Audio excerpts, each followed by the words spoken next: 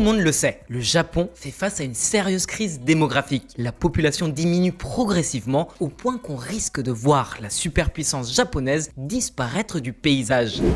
La population du Japon diminue de près de 800 000 habitants, avec pour la première fois une baisse dans chaque préfecture. Même si ces 14 dernières années, il y a eu 10% de plus d'immigrants, ça ne suffit pas à résorber l'effondrement démographique. On estime que dans les 40 prochaines années, le Japon devrait perdre jusqu'à 40 millions d'habitants. La population japonaise devrait diminuer en moyenne d'1 million de personnes par an. Et l'impact direct, c'est le vieillissement de la population. C'est pas la première fois qu'on vous parle sur Diplo des problèmes de vieillissement de la population. Par exemple, on avait consacré une vidéo à l'effondrement démographique en Corée du Sud et la semaine prochaine, on t'en parlera dans une vidéo consacrée à l'Allemagne. Donc pense bien à t'abonner pour pas louper les prochaines vidéos. N'empêche qu'aujourd'hui, c'est la première fois qu'on met l'accent sur les conséquences militaires de l'effondrement démographique. D'où le rapport avec le titre de la vidéo. Alors comment on fait le lien avec les forces d'autodéfense japonaises? Eh bah, cette crise démographique, elle affecte évidemment l'économie et la société japonaise, mais aussi son armée. Alors certains analystes, les plus optimistes, pensent que cette diminution lente de la population qu'on observe tant en Occident qu'en Extrême-Orient devrait conduire à une situation de paix forcée. On a même trouvé une expression pour ça, la paix gériatrique. Le vieillissement d'une partie de la population mondiale pourrait entraîner une stabilisation de la scène géopolitique. Surtout que la Russie et la Chine sont aussi concernées par ce problème.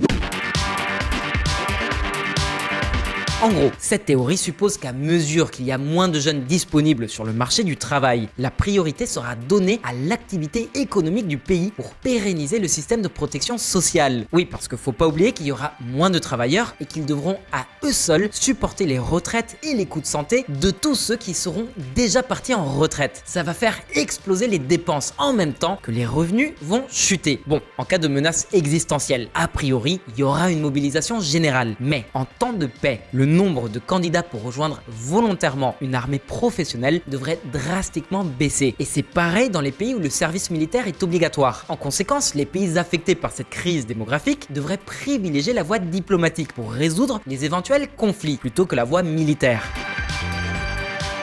Alors cette théorie, elle tient la route en apparence, mais il est encore trop tôt pour vérifier si elle est valable ou si, au contraire, on peut la disqualifier. Mais au Japon, ils ont de l'avance sur plein de pays concernant le vieillissement de la population. C'est le pays avec la proportion la plus élevée de personnes âgées dans la population. Donc la société japonaise devrait être en mesure de nous fournir au moins un début de réponse. Dans cette vidéo, on va t'expliquer comment est-ce que le gouvernement japonais espère renforcer ses forces d'autodéfense alors même qu'il y a beaucoup moins de monde disponible. On va te parler de la techno-armée du Japon. Mais d'abord, on va te parler de notre sponsor d'aujourd'hui, Surfshark. L'une des principales menaces quand on surfe en ligne, c'est la sécurité du réseau. Du coup, avec Surfshark, tu peux couvrir tes arrières en protégeant ton activité en ligne. Tu laisses plus aucune empreinte digitale, tout est crypté. En plus, Surfshark te propose l'extension Clean Web, ce qui veut dire plus aucune pub ou software malveillant. Et si jamais tes données personnelles fuitent, Surfshark Alert te préviendra instantanément. Et c'est pas fini. Parmi tous les VPN sur le marché,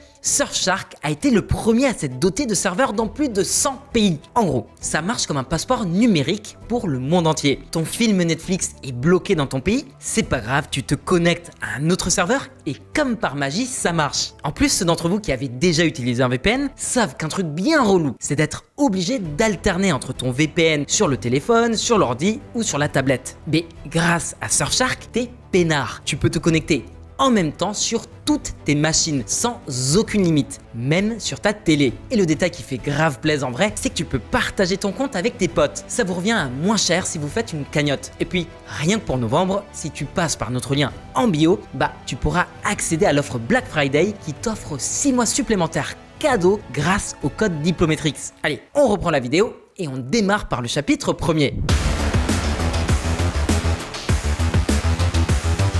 Moins d'humains, plus de mécas. Jetez un coup d'œil à ce graphe. Les dépenses militaires du Japon sont en augmentation constante, surtout depuis 2017. Et c'est encore plus visible si on regarde leur part du PIB. En 2020, les dépenses militaires japonaises ont atteint pour la première fois la barre symbolique du 1% du PIB, ce qui ne s'était pas produit depuis la fin des années 50. Et d'ici 2027, conformément aux normes de l'OTAN dont le Japon est un allié, ces dépenses militaires devraient passer la barre des 2% du PIB. C'est énorme comme investissement d'investissement, surtout si l'on prend en compte la taille de l'économie japonaise. Ça veut dire que tous les ans, le budget de l'armée japonaise va gagner entre 40 et 50 milliards de dollars supplémentaires. À ce rythme, les forces d'autodéfense japonaises deviendront la 3e armée au monde en termes de budget. Cette nouvelle stratégie de défense nous indique que le vieillissement démographique ne devrait pas nécessairement fragiliser le Japon, mais pourrait peut-être même lui permettre de se moderniser. Alors pourquoi est-ce qu'on pense ça? Eh ben même si l'armée du turfu risque de manquer de personnel, les autorités japonaises devraient compenser cette vulnérabilité par encore plus de tech et de méca. Sauf que pour opérer cette transformation, le Japon devra injecter entre 2023 et 2027 pas moins de 321 milliards de dollars dans ses forces d'autodéfense. C'est beaucoup, même pour l'économie japonaise.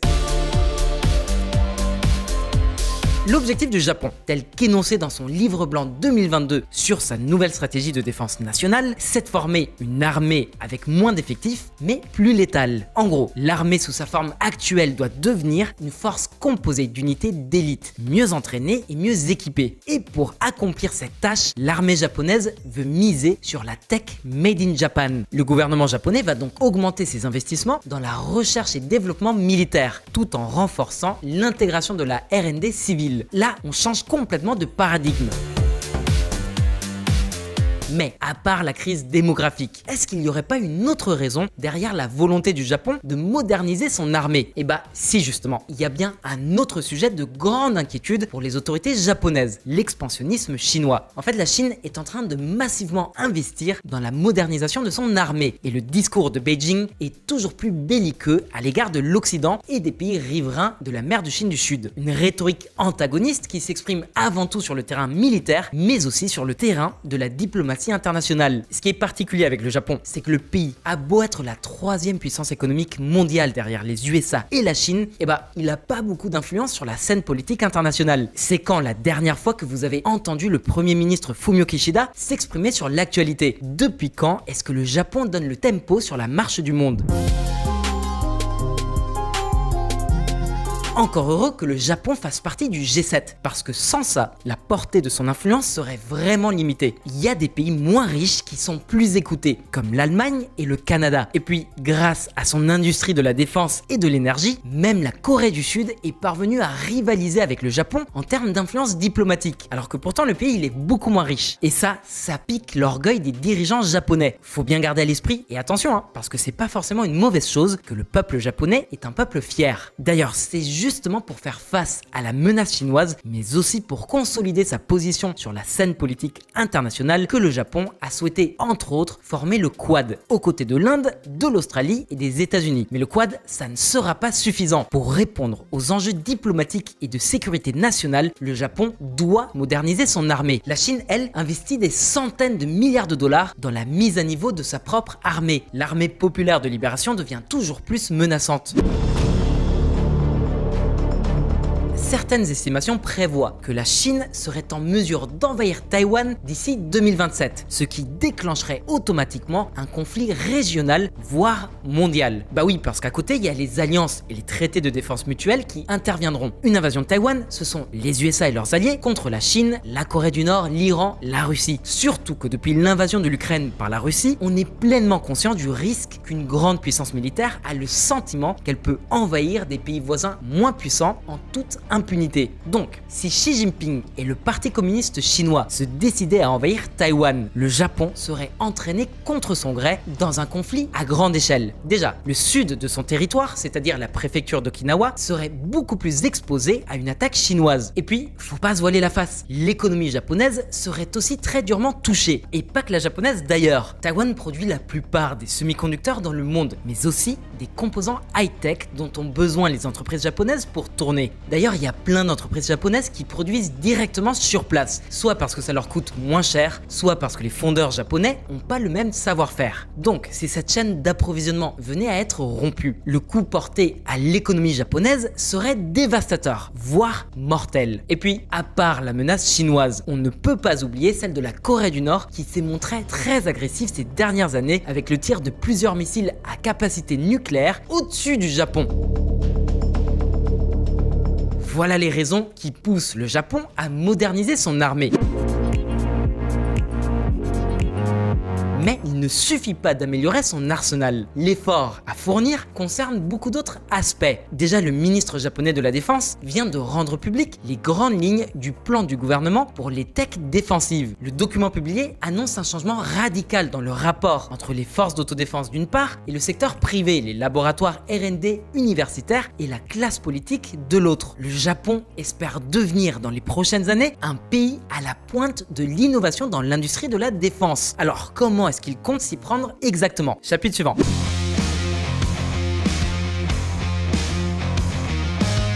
Une armée Ligue 2. Bon, vous avez compris que si on insiste autant sur la modernisation de l'armée, c'est qu'à la base, les Japonais, ils partent de loin. En fait, ça fait des décennies que les autorités japonaises délaissent leurs forces d'autodéfense et que son budget, il est éclaté. Il faut dire qu'après les bombes atomiques larguées sur Hiroshima et Nagasaki qui ont entraîné la capitulation de l'Empire du Soleil Levant, la société japonaise, elle était pas mal traumatisée. Durant toute la première moitié du XXe siècle, le pays était gouverné par un régime militariste profondément enraciné dans la tradition japonaise. Il est à l'origine d'une vague de violence et de destruction partout en Asie. Et c'est justement pour éviter que cela se produise à nouveau que le général MacArthur avait été chargé par le président Harry Truman de gouverner le Japon après la Seconde Guerre mondiale. Et l'une des priorités des USA, c'était de s'assurer que le Japon ne se réarme pas. D'où le fait qu'aujourd'hui, le pays est devenu l'un des porte-étendards du pacifisme institutionnel. D'ailleurs, une large partie de la population japonaise s'opposait jusqu'à il y a peu à l'augmentation des dépenses militaires. Les enquêtes montrent qu'au début des années 2010, à peine un quart de la population japonaise était favorable à la hausse du budget défense. 13 ans plus tard, c'est-à-dire aujourd'hui, on est passé à 60%. C'est un volte-face brutal. À présent, c'est le Premier ministre en personne, Fumio Kishida, qui est à l'initiative de moderniser les forces d'autodéfense japonaises. Et le petit clin d'œil du destin, c'est que sa famille, elle est originaire d'Hiroshima, la ville la plus pacifiste et antimilitariste du Japon. Et le grand projet de Kishida, c'est la création d'une techno-armée. Alors qu'est-ce qui se cache exactement derrière cette appellation barbare ?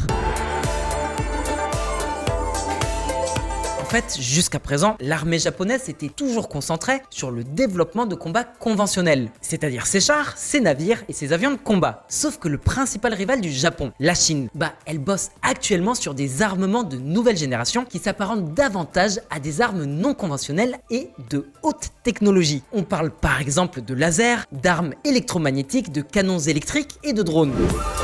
La marine chinoise teste le canon magnétique le plus puissant jamais construit. Les canons électriques, également connus sous le nom d'accélérateurs magnétiques, pourraient radicalement transformer la façon dont on fait la guerre, ouvrant la voie à des attaques encore plus dévastatrices contre les cibles ennemies. La Chine revendique le développement d'un canon électromagnétique devançant ses rivaux états-uniens et japonais. Cette fuite en avant dans la course à l'armement, combinée à la rhétorique de plus en plus hostile des autorités chinoises, ont fini de convaincre le Japon de la nécessité de bâtir une armée assez puissante pour défendre ses intérêts nationaux, ainsi que ceux des pays alliés comme Taïwan ou la Corée du Sud. Alors comment est-ce que Tokyo compte répondre aux enjeux sécuritaires? Déjà en misant sur ce qui fait la force de l'industrie japonaise, la recherche et développement.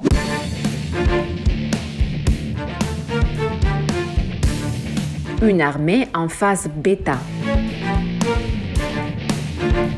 L'objectif, agrémenter l'arsenal militaire japonais d'armes de nouvelle génération. En revanche, il n'y a pas que ça qui va changer. Il y a aussi les processus de manufacture et de dotation des armements qui vont être réformés. En fait, jusqu'à présent, l'état-major des forces d'autodéfense communiquait leurs besoins au ministère de la Défense. Le ministère étudie ces requêtes et hiérarchise les priorités. Il transmet ensuite les commandes aux entreprises privées comme publiques du complexe militaro-industriel japonais. À leur charge ensuite d'honorer les commandes, ce qui peut prendre des années entre la phase de recherche, d'élaboration des prototypes et de testage ad nauseam pour enfin obtenir un modèle abouti. Un modèle qui devra ensuite être validé et certifié par le ministère de la Défense.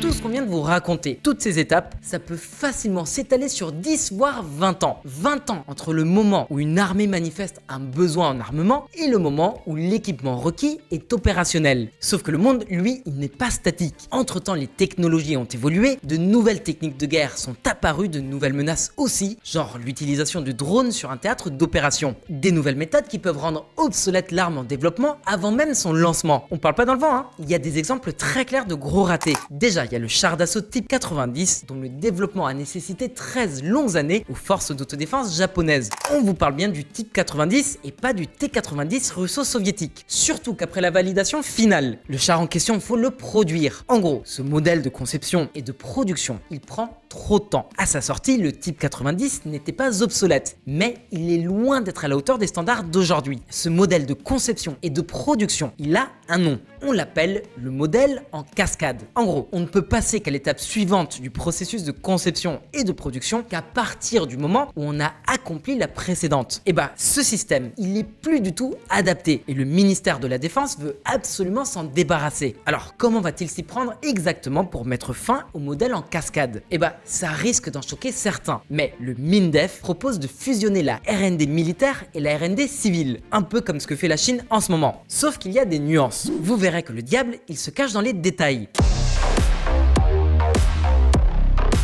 Le Japon souhaite que d'ici 10 ans, toutes les entreprises du privé qui ont un département de recherche et développement ainsi que les laboratoires universitaires se coordonnent avec les organismes publics de recherche, qu'ils soient civils ou militaires, sous la supervision du ministère de la Défense. Le but, c'est que les technologies civiles les plus abouties, genre les drones, l'intelligence artificielle, les logiciels d'analyse de big data, soient intégrés en temps réel à la conception d'armements de dernière génération. On pense à des armes contrôlables à distance, voire carrément autonomes. L'objectif, c'est d'atteindre une suprématie technologique tout en réduisant le nombre d'humains nécessaires au contrôle de tous ces nouveaux armements pour réaliser des opérations militaires. En gros, plus de machines et moins d'humains. Le Japon lance une agence de recherche sur les technologies de défense et fait progresser les projets des canons magnétiques. Alors, une approche pareille, ça a ses avantages et ses inconvénients.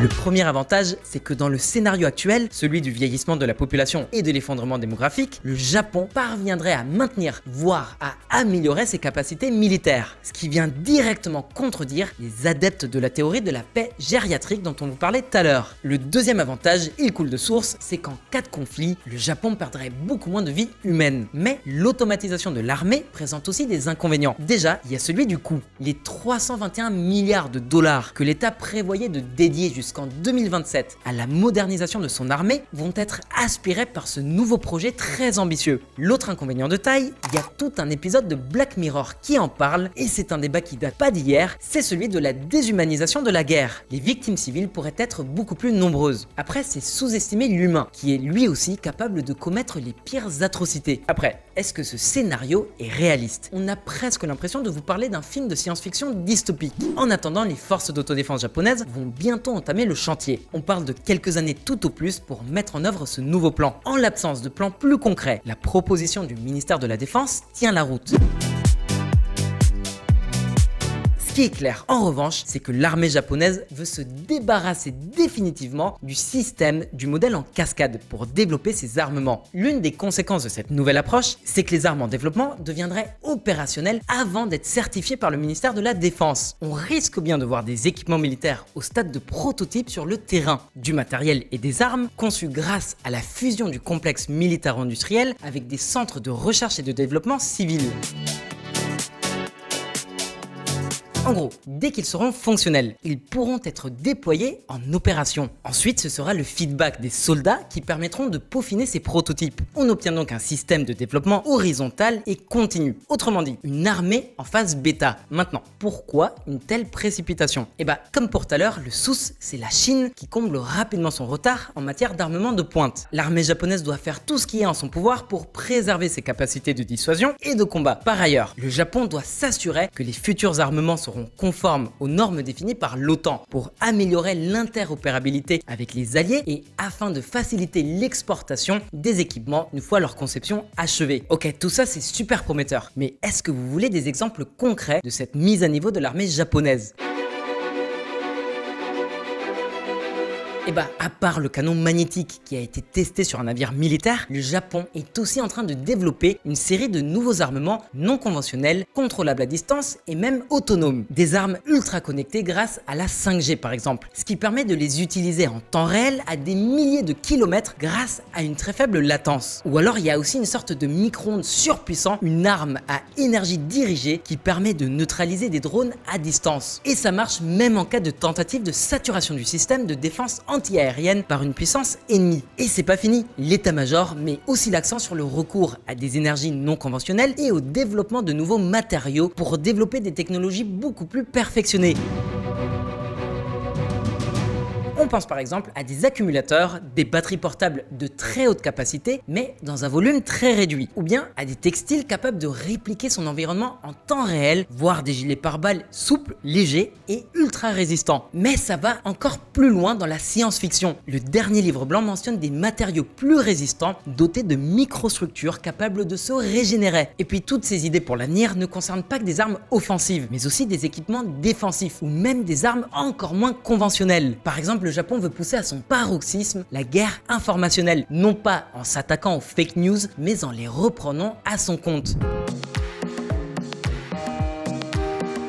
On t'explique. En gros, en utilisant l'intelligence artificielle, le métaverse, le deepfake et la projection d'hologrammes 3D, le Japon veut tromper l'ennemi sur et hors du champ de bataille. C'est ouf, non? Tu fais croire à tes adversaires qu'une colonne de chars et de soldats fond sur toi. Si t'es pas en position de force, tu bats en retraite, et si tu es en mission d'infiltration, tu risques de riposter et de dévoiler par la même occasion ta position. Bref, les usages sont presque infinis et ça donnera un énorme avantage à l'armée japonaise. Surtout que même si cette tech en est encore à un stade assez rudimentaire, elle est déjà utilisée dans le civil. Rappelez-vous de l'hologramme de Meluche lors des dernières élections présidentielles. La différence, c'est que le Japon, il veut la militariser. Si vous voulez avoir une idée de comment ça marche, regardez le film Spider-Man Far From Home, c'est bluffant. On sait que ça peut paraître complètement hors sol, et pourtant on n'invente rien. Tous ces éléments, ils sont bien mentionnés dans le nouveau plan stratégique de modernisation des forces d'autodéfense japonaises. Maintenant, la question, c'est de savoir est-ce qu'elles vont vraiment réussir à atteindre un tel niveau dans un avenir proche. On verra bien dans les années à venir. En attendant, on espère que cette vidéo t'a plu et si c'est le cas, pense à t'abonner, à liker et à partager à tes potes si c'est pas déjà fait. On en profite pour remercier une nouvelle fois notre sponsor Surfshark. Souviens-toi qu'avec le code Diplometrix, tu pourras profiter sur toute la durée de novembre de 6 mois supplémentaires totalement gratuits. Le lien, comme toujours, dans la bio. Allez, à très vite, tchuss, arigato et sayonara.